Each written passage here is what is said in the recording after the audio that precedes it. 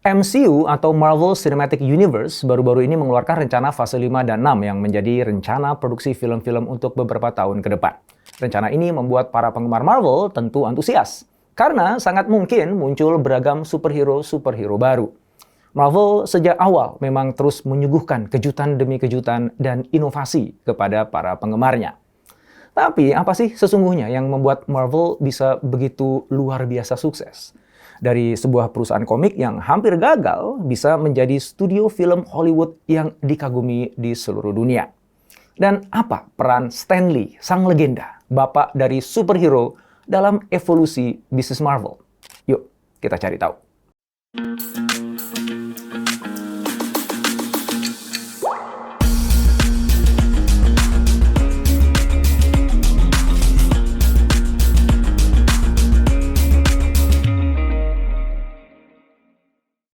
Pada video ini, kita akan membahas perjalanan Marvel menjadi studio film yang sangat sukses. Apa strategi dan inovasi yang digunakan? Bagaimana seorang asisten yang bekerja dengan gaji $8 seminggu bisa membawa perubahan bagi perusahaan?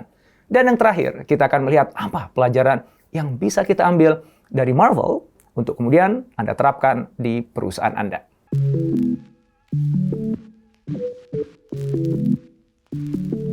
Stan Lieber, seorang remaja imigran di Manhattan, New York. Ia hidup bersama orang tuanya yang setiap hari berjuang keras memenuhi kebutuhan hidup. Itulah kondisi yang membuat Stan tumbuh menjadi sosok pekerja keras.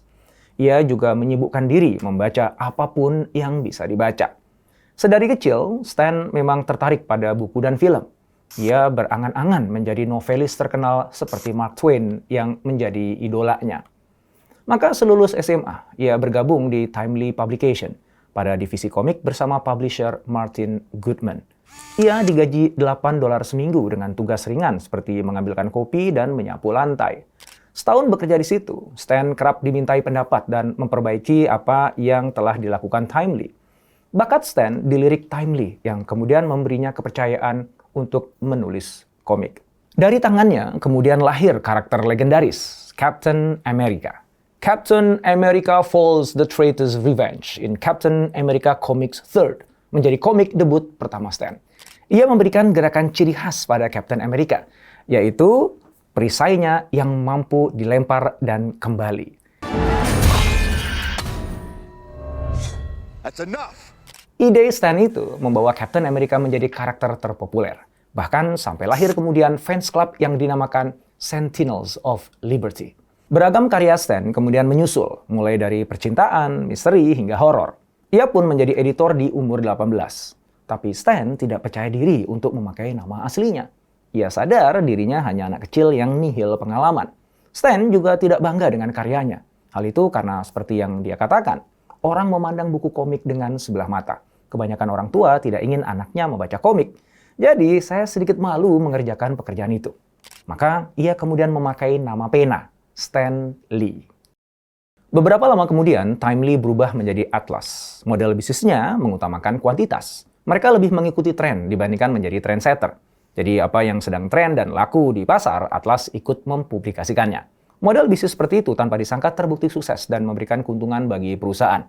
Tapi pada saat yang sama, divisi komik jadi melemah. Kondisi itu juga dipengaruhi pula oleh sikap para orang tua. Mereka menganggap komik tidak baik dan berpengaruh buruk bagi anak-anak. Opini itu pun menguat dan mendorong politisi untuk memberhentikan toko-toko komik. Buntutnya, penjualan komik ambruk. Banyak penerbit yang bangkrut. Mereka yang bertahan kemudian membuat Comic Code Authority. Otoritas ini membantu meyakinkan masyarakat bahwa komik yang dirilis aman dibaca anak-anak jika di halaman depan bukunya ada tanda persetujuan.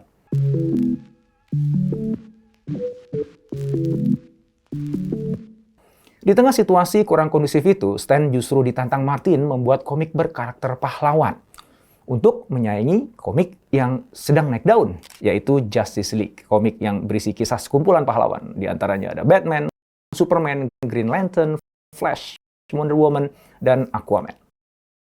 Stan sebetulnya berat hati, tapi akhirnya menerima juga tantangan Martin. Stan pun berinovasi melahirkan karakter pahlawan baru, karakter hero yang memiliki kekurangan dan masalah seperti orang biasa. Ide itu awalnya ditolak, tapi Stan terus berjuang. Bersama Jack Kirby, penulis yang membantunya dalam komik Captain America, mereka membuat The Fantastic Four. Nah, setahun setelah dirilis, The Fantastic Four menjadi komik dengan penjualan terbaik. Ternyata marketnya melebar ke pembaca dewasa. The Fantastic Four memang membuat pembacanya terasa terhubung dengan realitas kehidupan sehari-hari, seperti masalah keluarga hingga lika-liku hubungan. Sukses itu membuat Stan dan Jack semakin percaya diri. Komik lain mulai dibuat. Muncullah karakter The Incredible Hulk yang terinspirasi dari cerita klasik Dr. Jekyll and Mr. Hyde dan juga Frankenstein. Hulk yang dirilis tahun 1962 ini mengikuti sukses The Fantastic Four. Komik Hulk dianggap sebagai komik yang lebih manusiawi. Banyak fans dan individu bisa ikut merasakan frustasinya Dr. Banner sebagai Hulk. Sejak itu, dunia komik berubah. Semakin banyak muncul komik yang lebih related dengan kehidupan masyarakat. Di tengah pergeseran genre komik, Atlas mengubah namanya menjadi Marvel. Stan naik posisi menjadi editor-in-chief. Suatu hari, Stan datang ke Martin membawa ide baru. Kisah anak muda yang tergigit laba-laba radioaktif dan membuatnya memiliki kekuatan laba-laba. Martin menganggap ide itu merupakan ide Stan yang paling buruk. Seketika itu pun, Martin menolak. Martin memang sering menolak idenya Stan. Tapi kali ini Stan kekeh. Ia yakin ada sesuatu yang spesial pada idenya. Lalu bersama Steve Ditko, diam-diam mereka menciptakan karakter Spider-Man. Dan lagi-lagi terjadi kejutan. Setelah rilis, Spider-Man membawa Marvel mengalami lompatan besar. Spider-Man menjadi komik paling laku dalam 1 dekade. Sukses itu membuat Spider-Man lahir sebagai superhero baru Marvel. Kemudian menyusul lahir hero baru seperti Thor, Ant-Man, X-Men, Doctor Strange, Daredevil, Black Widow, dan Black Panther. Para hero Marvel pun menjadi idola karena memiliki kelemahan dan kisahnya sangat membumi.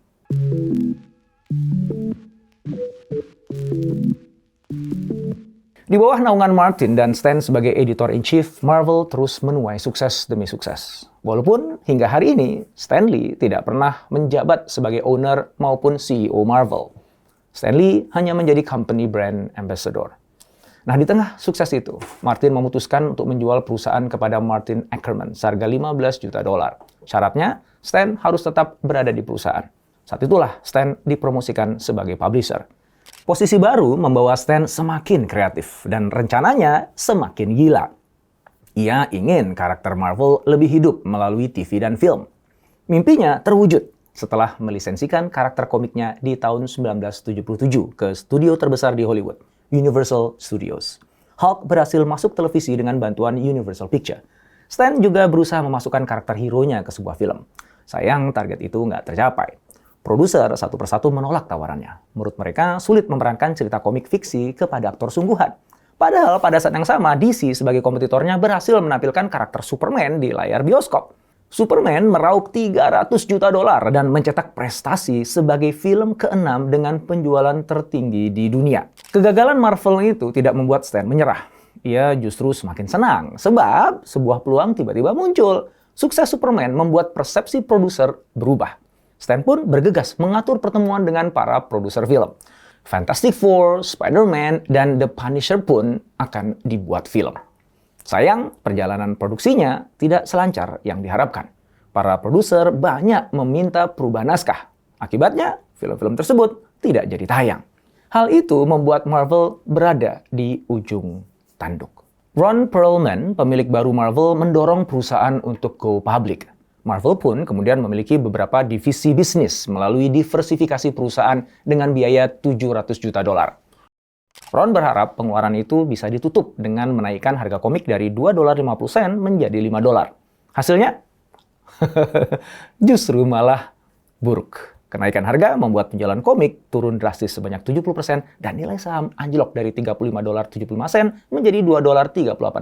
Pada tahun 1996, Marvel pun terpaksa harus mengajukan kebangkrutannya.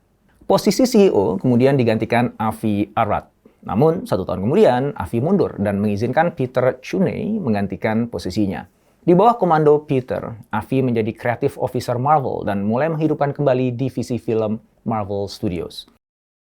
Saat itu, Marvel Studios belum mampu membuat film sendiri. Oleh karena itu, karakter yang dimilikinya dilisensikan. Penghasilannya sangat sedikit. Contohnya, Ketika New Line Cinema merilis film Blade, mereka meraup 131 juta dolar dan Marvel hanya kebagian 250 ribu dolar. Di tahun 2000, Fox merilis X-Men dan berhasil meraih keuntungan 296 juta. Lagi-lagi Marvel hanya mendapat 26 juta. Spider-Man yang dirilis Sony menghasilkan 821 juta dolar dan berhasil menjadi pendapatan terbesar dari film superhero. Marvel hanya mendapat 10 juta dolar ditambah 5% pendapatan box office.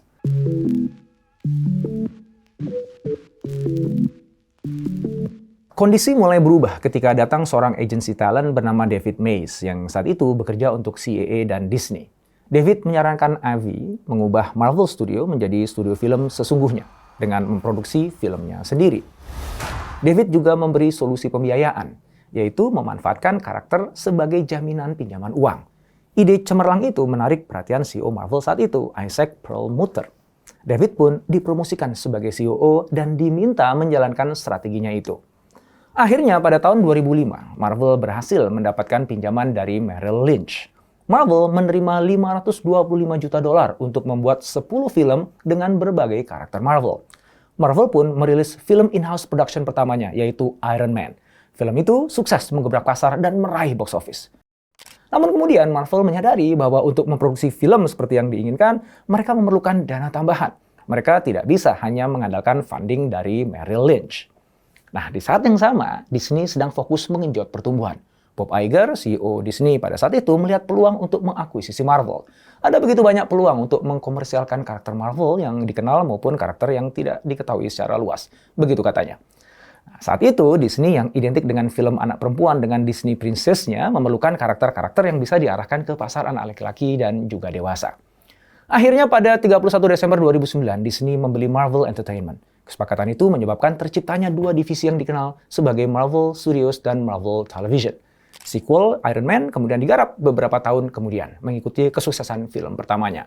Di Iron Man ketiga, berhasil mendapatkan keuntungan 1,2 miliar dolar di seluruh dunia dan menjadi film kedua dengan pendapatan tertinggi di tahun 2013. Marvel terus menciptakan film-film terbaiknya. Marvel juga berhasil merilis film Avengers Infinity War yang berhasil tembus penjualan 2 miliar dolar.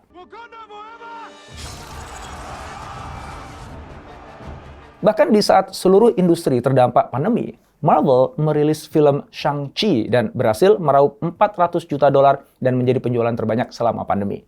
Sampai saat ini, Marvel berhasil menjadi produsen film tersukses dalam sejarah dengan meraup 22 miliar dolar di seluruh dunia.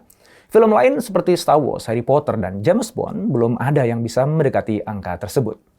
Setelah Disney mengakuisisi Marvel, perusahaan buku komik menjadi lebih populer, terutama bagi penggemar buku non-komik.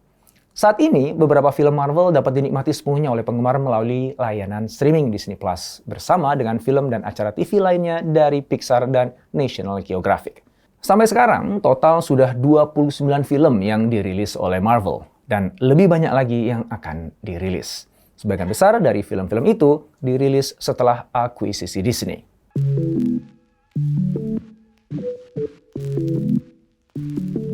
Saat ini Marvel telah menjadi perusahaan besar dan salah satu produsen film ternama. Karakter miliknya tidak dapat disaingi karena orisinalitas yang sangat otentik. Walaupun sudah berkembang, Marvel tetap berinovasi seperti yang dilakukan Stan di awal pembuatan komik. Salah satu inovasi strategis yang bisa kita lihat adalah pada pembuatan filmnya. Di saat pihak lain terbiasa menggunakan orang yang sama untuk memproduksi film serupa, Marvel memilih menggunakan sutradara yang berbeda untuk setiap karakternya. Pada film Iron Man misalnya, Jon Favreau yang dipercaya menjadi sutradara meskipun dia tidak punya pengalaman di film action. Favreau ternyata berhasil membawa ciri khas film Iron Man. Nah, begitulah karakter lain diserahkan kepada orang yang berbeda, seperti Joe Johnston untuk Captain America The First Avengers, James Gunn untuk Guardians of the Galaxy, dan Anthony serta Joe Russo untuk Captain America The Winter Soldier. Walaupun sutradara pada setiap filmnya berbeda, Marvel memiliki tim special effects dan adegan action yang sama. Juga memiliki technical director yang sama pada setiap filmnya, sehingga semua film Marvel tetap memiliki ciri khas dan cara action yang sama. Walaupun pengambilan scene dan jalan cerita bisa jadi sangat berbeda ya pada setiap film, karena kan sutradaranya berbeda. Nah, strategi yang keren kan ya? Inovasi Marvel membuat filmnya ditunggu oleh semua penggemarnya, sebab setiap film saling berhubungan. Hal ini memancing rasa keingintahuan dan ketergantungan penonton. Mereka ingin lebih tahu jalan cerita selanjutnya dengan menonton film berikutnya. Inovasi yang dijalankan bukan hanya pada film, namun juga pada strategi kegiatan yang dijalankan tim Marvel. Selain itu, dalam mengikuti arus digitalisasi dan menyikapi pandemi COVID-19 ketika bioskop semua harus tutup dan semua penayangan akhirnya tertunda, Marvel tetap menyuguhkan film terbaik melalui platform lain. Bekerjasamanya dengan Disney Plus, mereka membuat series film yang kemudian dirilis pada platform video on demand. Film-film lain yang juga dapat ditemukan di platform tersebut, sehingga para penggemar bisa dengan mudah menonton seluruh film buatan Marvel.